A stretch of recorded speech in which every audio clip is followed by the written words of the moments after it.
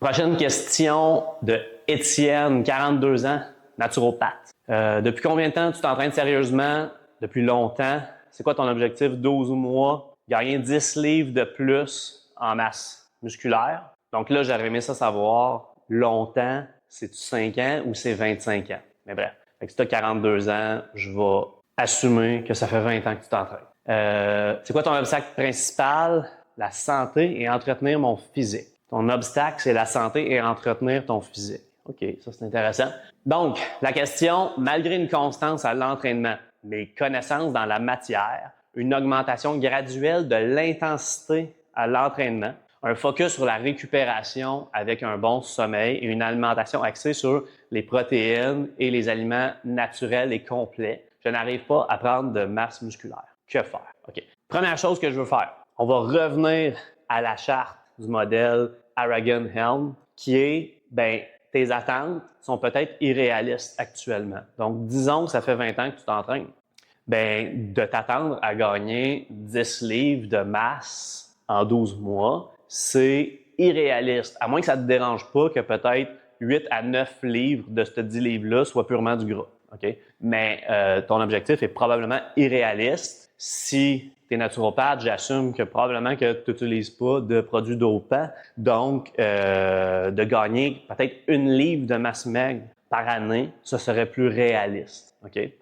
Donc, c'est un petit rappel de c'est quoi la vitesse possible. Maintenant, si tu me dis que tu ne gagnes absolument aucune masse musculaire, même pas 1 livre par année, parce que, écoute, tu vas passer des DEXA scans à chaque année, puis tu fais un comparatif, puis tu as vraiment une preuve irréfutable que tu ne gagnes pas plus de masse musculaire, malgré le fait que tu as une augmentation de ton intensité à l'entraînement.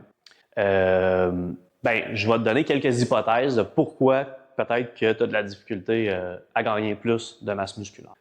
Première chose que je dirais, c'est le fait que tu es naturopathe, que tu comprends l'importance des aliments complets, aliments de qualité pour la santé, et que tu l'as dit, que tu favorises des aliments naturels et complets. C'est peut-être là ton problème. Parce que pour prendre la masse musculaire de manière optimale, il faut avoir un certain surplus calorique. Okay? Donc, si tu as un surplus calorique, normalement, tu prendrais du poids, no matter what. Ton poids augmenterait. Donc là, j'assume que ton poids n'augmente juste pas non plus. Des fois, ça peut être difficile d'avoir un surplus calorique, surtout si on est en bonne santé et que nos signaux d'appétit sont normaux, en fait. Okay? Parce que c'est complètement normal de ne plus avoir faim et d'arrêter de manger au moment où est-ce qu'on a mangé suffisamment de manière à ce qu'on ne prenne pas de poids. C'est juste normal. Mais si tu veux optimiser ton gain de masse musculaire, il faut que tu manges un petit peu plus que ça.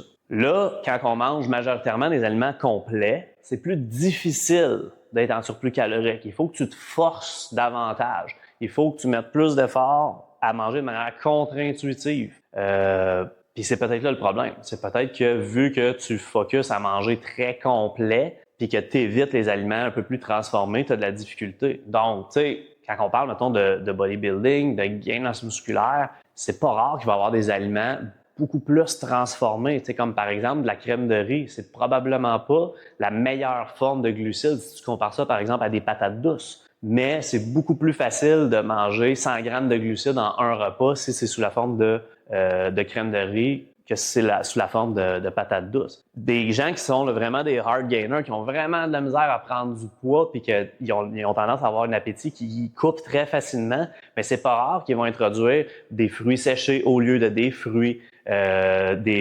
davantage de shakes, des fois même utiliser du miel, du sirop d'érable, rajouter dans des repas juste pour augmenter les calories. Donc, tu sais, ma première hypothèse, ce serait probablement que vu que tu manges santé, c'est plus difficile. Okay? Puis garde une affaire en tête, être le plus gros possible, c'est pas l'affaire la plus santé. Okay? Il y a des affaires beaucoup moins santé que ça, là, comme boire de l'alcool à toutes les semaines, puis manger du junk food. Mais tu sais, rajouter 20 livres de masse musculaire à ton frame, c'est peut-être pas la chose la plus santé que tu peux faire. Okay? Donc, juste garder ça en tête, c'est possible que pour atteindre ton objectif, tu aies besoin de faire des choses qui sont un petit peu moins santé, comme manger un peu plus transformé. Donc, j'espère, Étienne, que ça répond bien à ta question.